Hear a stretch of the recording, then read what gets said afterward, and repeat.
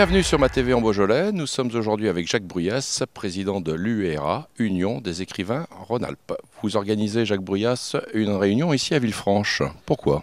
Alors, réunion décentralisée dans la logique où l'Union des écrivains Rhône-Alpes devrait d'ailleurs se déplacer davantage en Rhône-Alpes et ne pas prendre Lyon comme épicentre.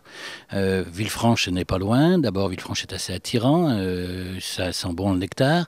Et puis aussi, nous avons pas mal d'écrivains sur Villefranche. Et dernièrement, il y a eu le salon de la vague des livres qui permettait justement de rebondir et d'avoir un ricochet comme ceci, une réunion préparatoire pour la prochaine saison de l'Union des écrivains. Quels auteurs composent l'UERA ?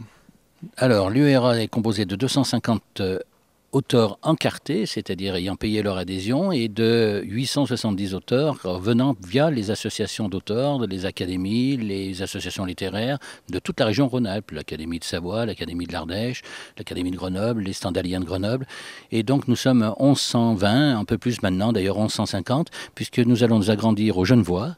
Nous aurons une délégation genevoise et également une délégation PACA. Bien qu'à l'Assemblée générale, on ait regretté de ne pas pouvoir avaler le PACA, nous ferons quand même une délégation pour la région du Sud, puisque certains auteurs nous réclament. Jacques, pouvez-vous nous dire quel est l'intérêt pour un auteur d'adhérer à l'UERA ?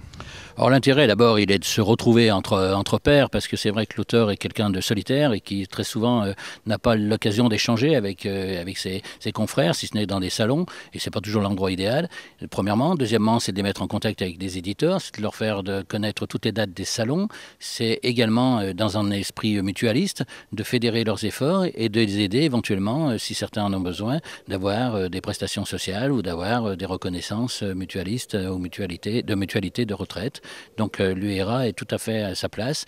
Et puis c'est aussi de faire connaître la littérature, la production littéraire, la production éditoriale en Rhône-Alpes, parce que c'est après tout, il n'y a pas que de Bombec à Paris, il y a aussi une production régionale qui est des plus actives. Alors dans le sud, ça marche bien.